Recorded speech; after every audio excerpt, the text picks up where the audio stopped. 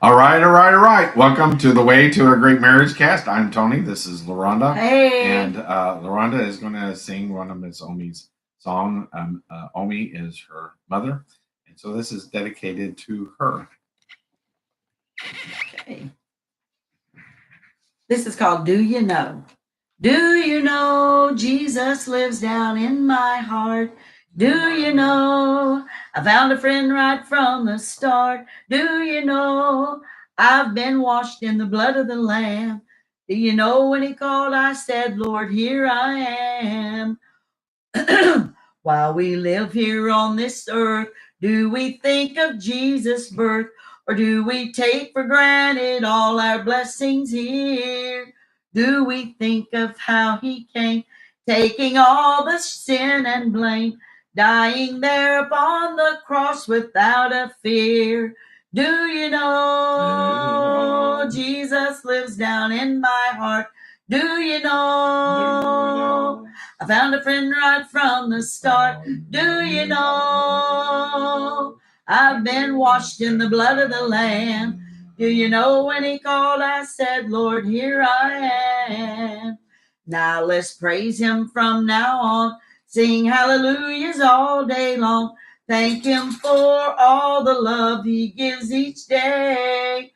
Thank him for his guiding hand. Joy and peace he gives to man when we accept the gift that he so freely gives. Do you know Jesus lives down in my heart? Do you know I found a friend right from the start? Do you know I've been washed in the blood of the Lamb? Do you know when he called, I said, Lord, here I am?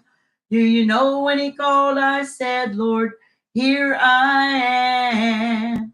That song was written 10/3/1991. And thank you, Mom, for writing it down. And thank you, God, for giving it to her. Well, tonight we are still in the Crazy Maker series. I think Rick Warren finished up the Crazy Maker series today. I'm not sure. We'll see. But it's a long series.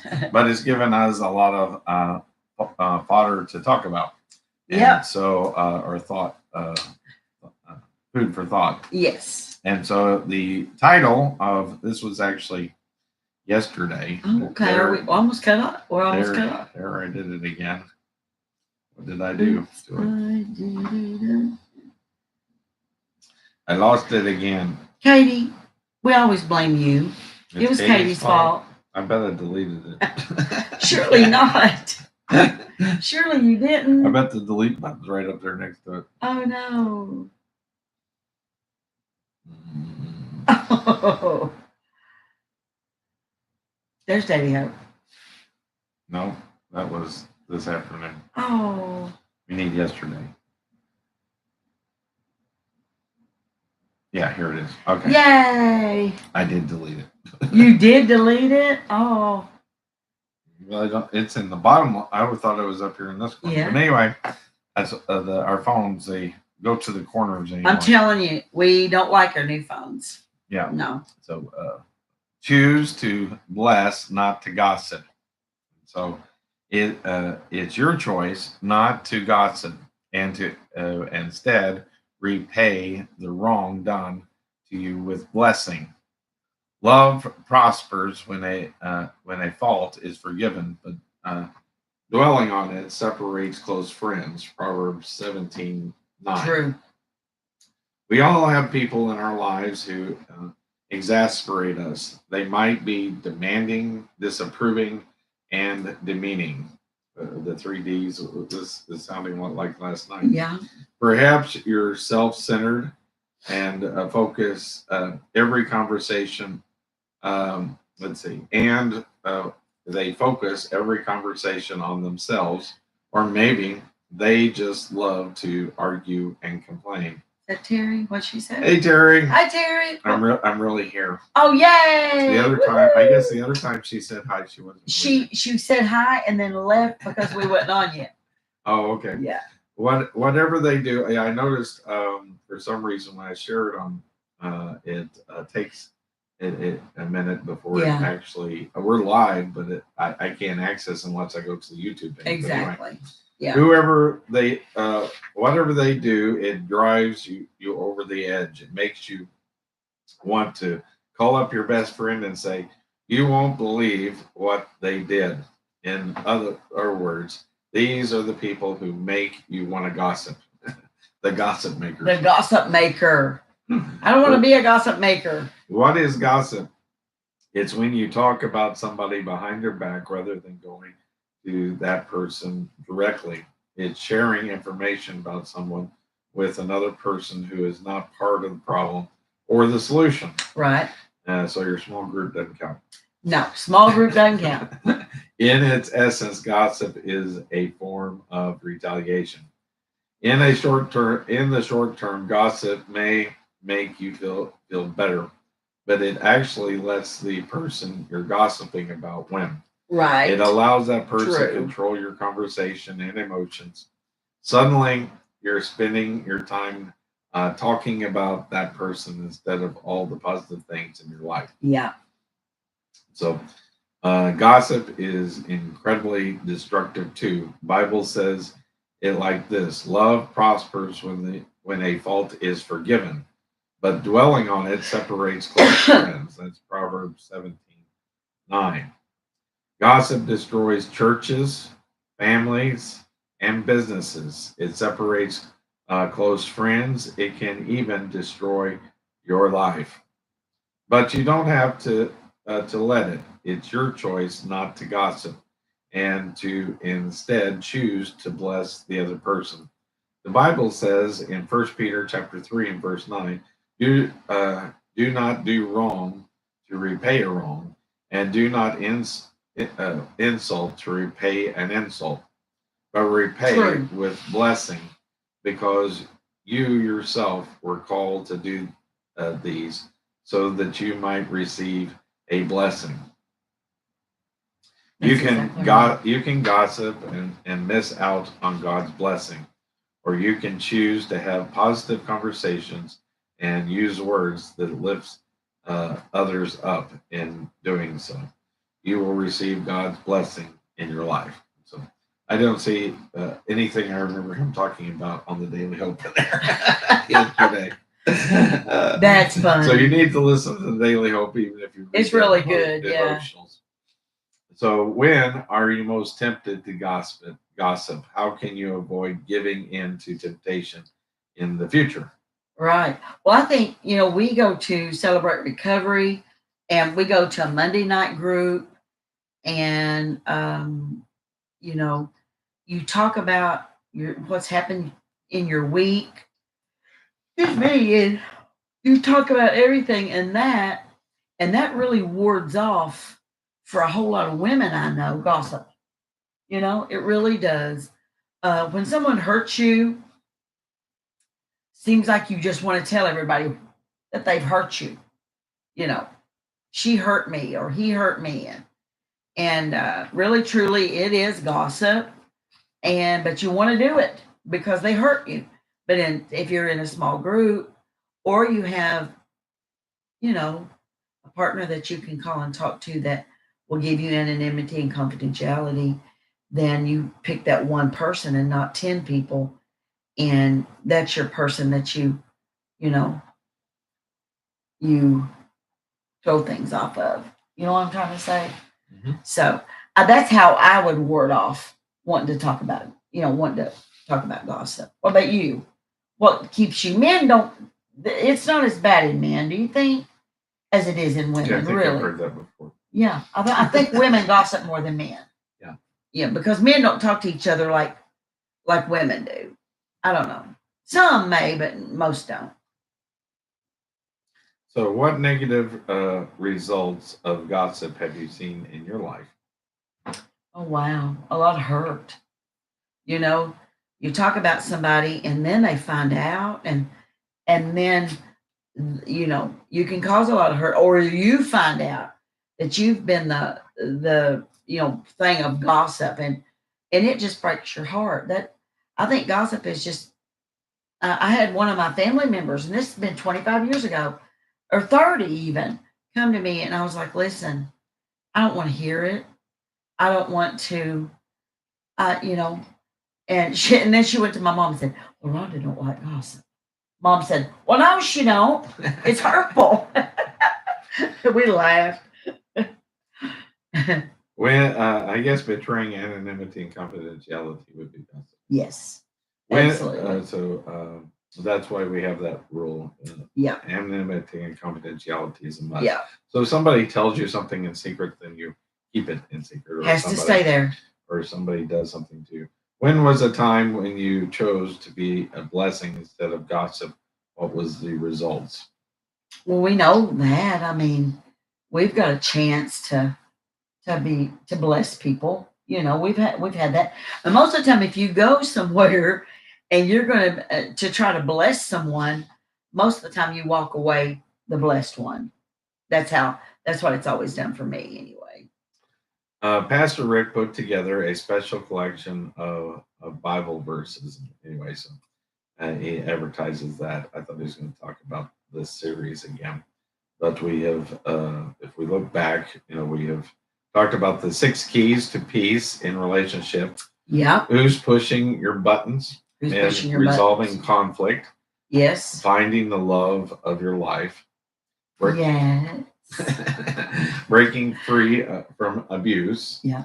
And he kind of watered those down. He didn't really, in the daily devotions, we didn't talk much about the abuse. One of the things he brought out again in this message that we went over today was, if somebody is abusive to you, and your husband or wife, and then they come to you and ask you for forgiveness, then you forgive them. But then if they say, well, can I move back in? Then you're like, no, not, trust is earned. Forgiveness is freely given, but trust is earned. You've got to earn. If somebody abuses you, a man or a woman, and your spouse, whether it's a man or a woman, you don't get that trust back just like that and say, oh, I'm sorry, will you forgive me? That's what happens. I've heard so many women and men say, well, I forgave them, and they came back and did it again to me, punched me in the mouth or whatever. Forgiveness is not trusting them or no letting them back to where they were. You can forgive them and not trust them. He pointed out, that's the mistake that a lot of churches made. The pastor comes and asks forgiveness, and puts them back where they were, but they need to step down and earn back that trust. That's right. And and today he was talking about how we aren't a doormat. Meekness doesn't mean weakness. That we, and I've learned from anger management. You need to be assertive. Say what you said hurt me, or is hurting. I don't think I have any problem with that. And having proper boundaries. We teach boundaries in Celebrate Recovery. Right. No. Don't talk to me. Talk to me like that. No.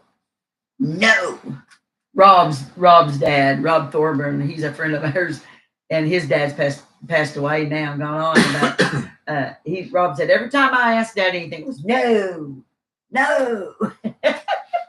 Finally, in CR, they started telling me I'm being biblical because I say no and then go do it anyway. Yes, exactly. Escape the people pleaser trap. That's what we've been talking about the last couple of days. Yeah.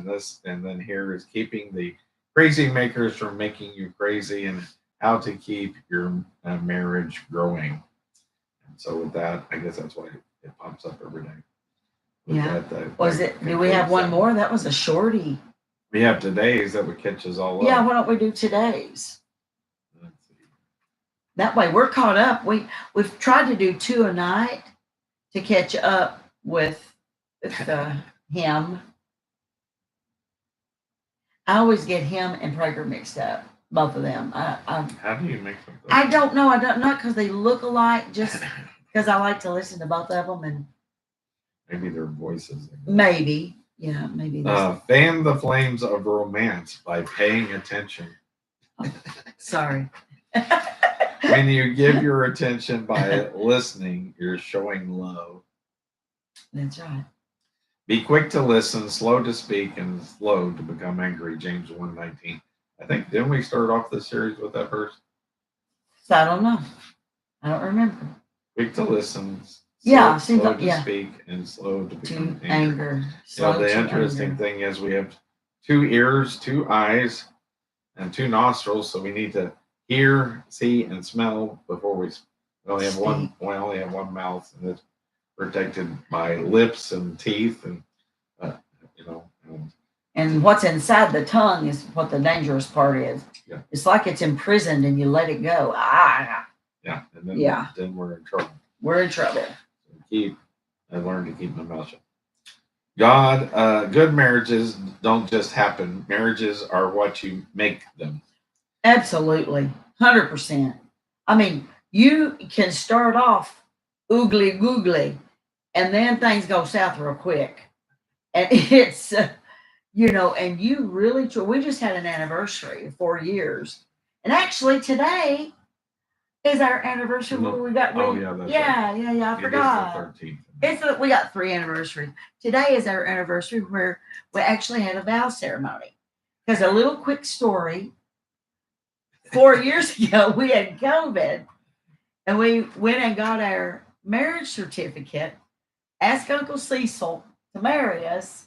He comes, signs the marriage certificate, lays it down, pokes his head in the door, and says, "Good luck, you're married. Happy marriage day." And he leaves because he didn't want to get COVID. And so 2 years ago today, we actually had a vow ceremony because that was in 22, and people were starting to get together then. And not in 2020, no, ixnay on that. Couldn't even have a funeral. 2020, only 10 people could come. Yeah, most people did that. They got married during COVID, then had a vow ceremony. Yeah, or a celebration afterwards. So happy anniversary. Mwah. Anniversary number 3. Number 3. I guess since I missed anniversary 1 and 2, now I've missed anniversary 3. Yes, thanks a lot. I did make him green beans, new potatoes, and new corn, and tomatoes and onions. That's upstairs waiting for us when we get done. No meat, you're like my mom. No, I've got that steak. Oh, the rest of the steak. Okay. Yeah. If you put in the effort, you can learn the skills and wisdom to build a great relationship, regardless of what your marriage has been like up until now. During the next few days, we're going to look at some practical ways you and your spouse can grow closer to each other and closer to God. I love that. It was described to me, it's like this: you take 2 people, and God's here, it's a triangle. And so as you move closer to God, the 2 of you grow closer to God, you're going closer together. Absolutely. If you notice that. So that's Tony, that's the truth. That's it how really it was is explained to me. So if you may not work on your marriage, but if you work on your relationship with God, then as you grow closer to God, you both will grow closer. Well, you grow closer to your marriage, to your spouse. Absolutely. Oh, 100%. Many of these principles can also be applied to any close relationship at any stage of your life. That's what my very own John Baker used to teach. He was my sponsor, and he would say, that the church he went to taught that, the vertical becomes horizontal. Absolutely. As you get closer to God, it affects your relationships with everyone. Yes, with everyone, friends and family. One skill that anyone can learn to help make the relationship better, whether in marriage or in friendship, is how to pay attention. When you give someone your attention and focus, it's like you give them a piece of your life. Yeah. Your time is your life because you'll never get it back. That's why the most loving act you can show your spouse is to pay attention to them. Those focused moments of intimate sharing are one of the most important ways I say I love you. And we've talked about this before.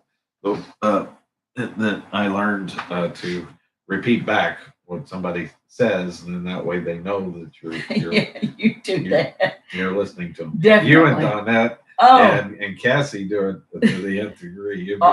You'll be over there for 5 minutes repeating each oh, oh my goodness. You'll It's say, kind of hilarious. say, It's I love catchy. you. It's catchy too. He'll say, I'll say, I love you. And he'll say, you love me? You see it as a question. Okay. Yes, I do. Why? I mean, it's crazy. The truth is, you fell in love by paying attention. You started paying attention to someone, and that person started paying attention to you. Right. You probably bought flowers, wrote notes, and Mhm. talked for hours on the phone. You spend your free time together. And then what happens? They get married, and the guy gets a job, and he's never home. Yeah, exactly. They lose all the attention that you had. He could stop by Walmart and get a $4.95 bouquet of flowers. True. Yeah. And so, but gradually your attention shifted. Today, you may be more focused on paying bills, Yeah. working, Yeah. taking care of your kids. You have kids, and so Absolutely. the wife gets Caught up with the children. Caught up with the children, pursuing hobbies and building your career. They have time for when do people have I time don't know. for That hobbies? that would be a new one on me. That Building your hobbies. career. So he mentions that your spouse might not be the center of your attention anymore. A shift of focus happens naturally, but you don't bring your attention back to each other. Your marriage will eventually crumble.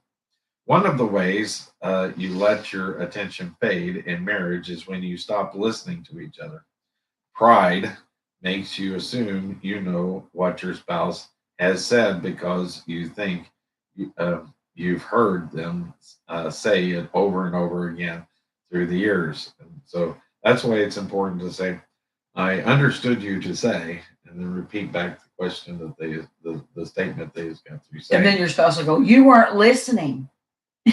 I understood that to mean that's this, right. because we hear it. We may lots of times we don't hear each other, right? And then lots of times we hear each other, but it's not. There's a different meaning behind what was said that's right. than what was said. So you have to make sure that the meaning and the wording was actually what you heard. Right. Because lots of times you'll be like, "Well, you said." I thought you said. So usually not. There's no thought in it. I understood. You said this. Well, I didn't mean it never that. said that. I didn't mean it that way. I would never say that. I would never say that. That's not me. And then you got another argument over what he said this, and he won't admit that he said that. Yeah, he's in denial that he said it. You do this sometimes. You do like, well, I've noticed a lot of people do that. Well, you said that I wasn't a good cook or something like that because I said you cook like my mom or something. Yeah. You just, Did you mean that in because a good I way said that or earlier? Yeah, you might. Some people would say, "Well, you insulted me. You told me I wasn't a good cook." I'd be like, "What? When did I say that?" And then, well, when you said that your cooking was like your mom's. Well, my mom was a good cook.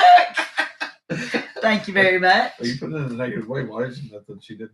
She didn't do there meat. was one time she didn't have meat, and I was like, "Mom, where's the meat? Where's the beef?"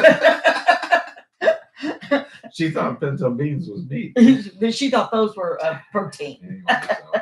Anyway, so if you stop listening to your spouse, start listening again today. Why? First, you love the person, and when you give your attention by listening, you're showing love. Next, sometimes God speaks through your spouse. Your spouse may have better insight into a situation than you do. Your spouse knows your blind spots and can help you see them. And that's one of the things J. Vernon McGee points out, is that women are a lot better at discernment than men. Yes, that's true. That his wife lots of times would warn him about people, and then she was usually right. Yeah. So God gives a great recipe in his word for the kind of focused attention through listening that makes a marriage grow. In James chapter 1:19 says, "Be quick to listen." Huh? What did you say? Well, me and him both deaf in our right ears, so We literally like, I am deaf. Yeah. Slow to speak. You just keep your mouth shut until they get through talking, and then think about whether you want to say what you're going to say, because once it gets out of your mouth, you can't take it back in. Nope. Yeah, what the heck am I? No. It's already out. Yeah. Too late. Too late. And slow to become angry. When you do the first two parts of that verse, the third one will be automatic. As you do this, you'll keep your marriage growing and going. Yeah. To fan the flames of romance in your marriage, start bringing back some of that focused attention. Show you care by staying aware. Show you care by staying aware. I'll make a song up to that. As you pay attention to each other, you'll find yourself growing closer, even as you raise a family, pursue careers, and eventually grow old together. Yes, and that's why I don't want to grow old together. Yes. Yes. I want you to be 90 and me 97. 87. Right. Yeah, 97. Oh, okay. 90 and 97. It used to be 89 and 96. I changed it. I changed it to 90. What are some ways you showed attention to your spouse in the early periods of your relationship? Mm-hmm. That's the question is to you. Oh. Yeah. Well, they said that what? Margaret and Mark was like, could you wouldn't let go of me? Yeah. Could he hold you any closer? Could he hold you any closer? Does he ever let go of your hand? I had my arm around your Yeah, yeah, and you kept it around my waist, and you kept your other one, on me somewhere. And Margaret said, he never took his arm around you. And I was like, I know, I loved it. But we were in church. We were in church, but it wasn't a sexual thing. It was just a wonderful, lovey thing. So. Our first date was at church, and then we went to Olive Garden. Yes, we did. After church. And ate soup and salad, just like we do right now. That's not changed at all. Yeah, no meat. No meat, soup and salad. James 1:19 instructs us, be quick to listen and slow to speak, slow to become angry. Have you it memorized yet? How can you apply? That's how you memorize scripture. Repeat the address in the verse over and over until you've got it. How can you apply this instruction to your marriage and other close relationships in your life? And I've been talking about that. That's one of the things I learned in it was that that if you say something, you can't take it back, and then the person holds it against you for the rest of your life if they're a crazy maker. Yeah. So it's better not to say anything, so that doesn't give the crazy maker fodder for to shoot at you. Exactly. Kind of one of the marriage counselors put it this way: it's like playing tennis. As long as you volley it back and forth, the game continues. But if you catch the ball and keep it, then the game ends. And so it's the same way if you're having a dispute or an argument or a fight. If you just grab that ball and keep it, then it's not ever going to be resolved. It is. Well, some of these things, with a crazy maker, you can't resolve it. That was one of the things. No, that's true. That was one of the things he talked about yesterday. That was really good in this is that you can't reason with a crazy maker. No, you can't. I mean, because they're running off of emotion. They are, and so you can't try to reason with them. They're not going to understand logic. Right. And exactly. So, and like I said yesterday, one of the things he said as a pastor, after you go and warn a crazy maker in the church, then the next thing you should do is like, well, I think you need to find another church. Yeah. And then we talked about, the Matthew 18. Yes. Way of churching somebody. But nobody practices that anymore. No, they don't. And my question is, what if my crazy maker goes to another church? You're just passing them over to somebody else. No, I mean, if somebody is my crazy maker and they go to another church, how do I practice Matthew 18 with them? I guess I go talk to their preacher. Yeah, I guess. But anyway, and see if he can talk some sense into them. Yeah. What one change can you make today that will enhance your ability to give your spouse your attention? This could be changing your work or responsibilities, turning off the television, or putting your cell phone away while you're together. Listen, I got a funny to tell you. So she's the one watching roller coasters. No, but I mean, we all are on our phones. But I said I had to send it to Tony because this guy had died and he was in his casket, and he got up and out of his casket and said, "Oh, hold on just a moment, I forgot my phone." I was telling Hope that, and she said, "That'd probably be me. I'd probably be saying, wait just a minute, Jesus, let me get my phone." But no, I think one thing that we could do, for each other, and not necessarily just me and you, I just mean us as people who are married to people, is make sure that they're important to you, not up on a pedestal. That's not what I mean, but you want to take care of each other, and you want to that you're important to me. Right. You are important to me, and from what the Bible has told me, you should be the most important thing under God to me. And so, sometimes it may seem like that, like women or even men sometimes are codependent because they're constantly doing something, but God tells me I'm to take care of him. He's my spouse. I want to do for him. He does his own laundry, but I would do it if he didn't. And and then he takes care of me. He has provided me with a beautiful home over my head, and food on the table, and and love, and so just make sure that you pay attention to your spouse. Right. And one of the things is, if you have a mind that race and things like that, whenever you talk to people, you kind of space out and you miss a few words. So staying in the moment is something that is we have to practice as human Right. beings. We have to learn to stay in that moment to make sure that we are hearing everything that the other person is saying, and make them feel like they're special, or that they have our attention. I do want to, we don't have any advertisers. We don't make any money off this, but I'd like to tell you about our nonprofit, Christ Recovery Ministry.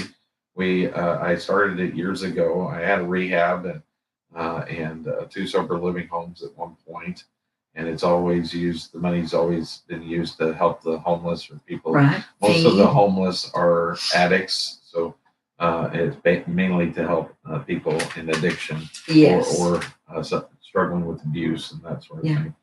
But I've always felt like God wanted me to start a home for women, where that they could bring their children that modeled after an abuse, survivor's home, Right. and for rehab.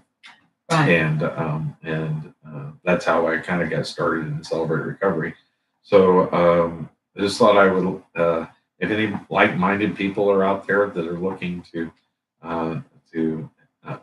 start interested in starting a home to help women in recovery they can bring their children.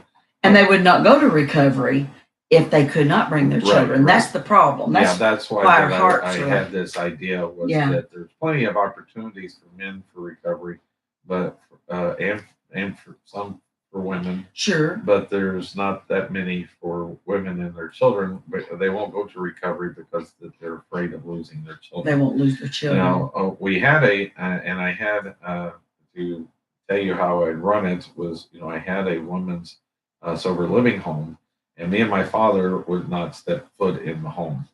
No men. I just ran it with as an administrator. I had a house mom that took care of the girls, Yeah. and that sort of thing.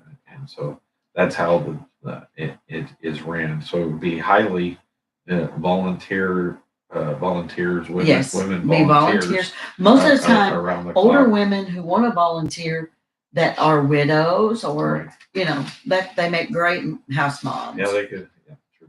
And, Uh-huh. And you know, we probably have to pay. Uh, uh, we kind of did this with Over My Head, but they wound up having probably to pay somebody to be there 24/7. Yeah, exactly. But anyway, and maybe you can, if you know somebody that's like-minded, we often thought about getting together and having, like we did with Over My Head, we had kickoff, we advertised and had a meeting.